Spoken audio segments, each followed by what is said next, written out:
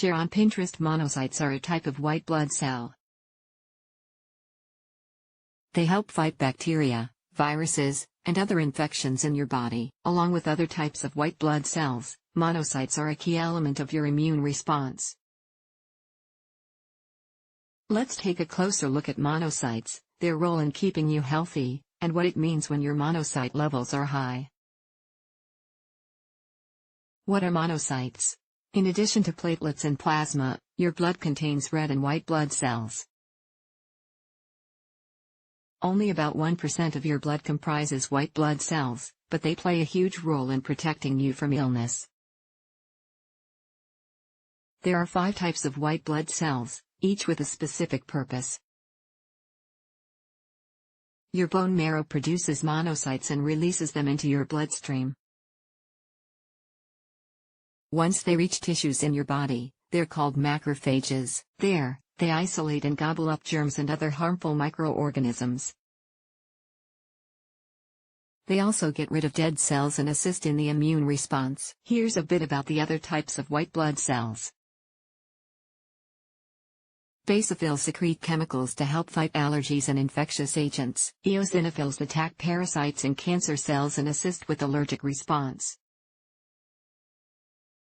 Lymphocytes produce antibodies against bacteria, viruses, and other invaders. Neutrophils kill bacteria and fungi. White blood cells typically only live for 1 to 3 days, so your bone marrow is constantly producing more. How are monocytes tested? To know how many monocytes are circulating in your blood, you'll need a blood differential test.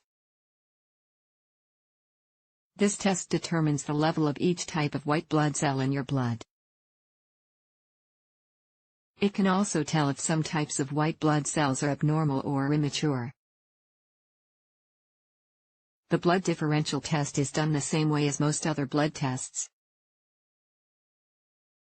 A sample of blood will be drawn from your arm. You don't have to fast or do anything in preparation for this test. Once your blood is drawn, a special dye helps the pathologist count the different types of white blood cells in your blood sample. It's a test your doctor might order to help diagnose infection or conditions like anemia and leukemia. What is the normal range for monocytes? White blood cells live in a delicate balance. When one is high, another might be low. Looking at monocytes alone may not give you the whole picture. That's why each type of white blood cell will be listed as a percentage on your blood test report.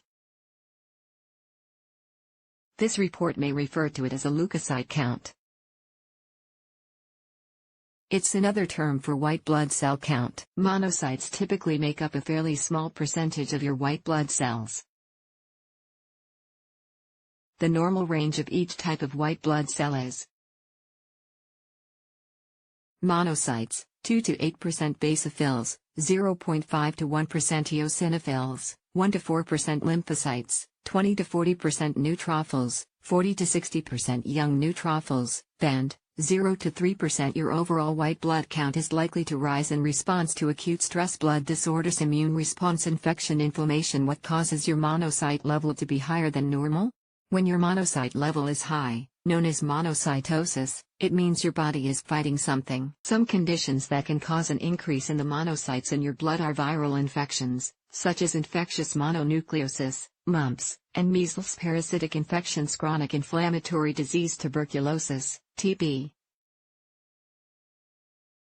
Chronic respiratory disease caused by a type of bacteria having too many monocytes is also the most common sign of chronic myelomonocytic leukemia. This is a type of cancer that begins in the cells that produce blood and bone marrow. A recent study suggests a higher monocyte count may be related to cardiovascular disease, and that early detection of increased monocytes could help assess heart health management. More large-scale research is needed to confirm this. In many cases, the balance between different types of white blood cells helps tell the tale. For example, A 2015 study trusted source found that a high monocyte to low lymphocyte ratio can help identify disease activity in people with ulcerative colitis. How are high monocyte levels treated? Treatment of elevated monocytes depends on the cause.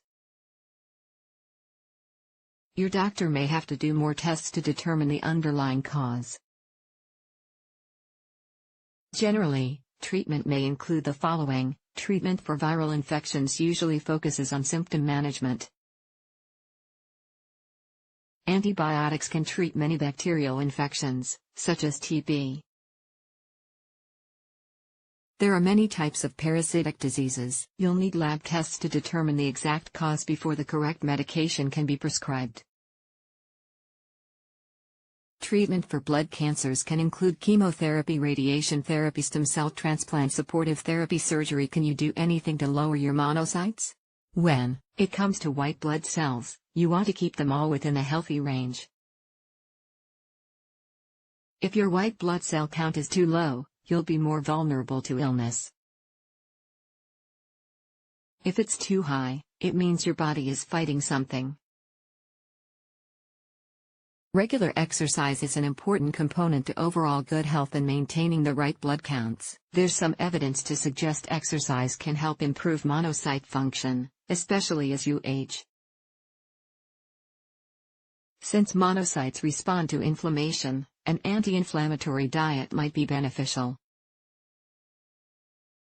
Anti-inflammatory foods include olive oil, green leafy vegetables, tomatoes, strawberries, blueberries, cherries, and orange nuts. Fatty fish, such as salmon, tuna, sardines, and mackerel. Some foods, like those listed below, can increase inflammation. Try to limit red and processed meat, refined carbohydrates, like baked goods, white bread, and white pasta, fried foods, soda and other sugary drinks, margarine, shortening, and lard. The Mediterranean diet is a good example of an anti-inflammatory diet. It includes a lot of fresh vegetables, fruit, nuts, seeds, fish, olive oil, and whole grains. The white blood cell count is complicated. If you think your monocyte level is too high, talk to your doctor about why that is, whether you need treatment, and if lifestyle changes may be helpful. The bottom line: monocytes, along with other types of white blood cells, are a vital part of your immune system. They help protect you against infection and illness. If your monocytes are higher than they should be, your doctor will work with you to find the cause and start any treatments that may be necessary.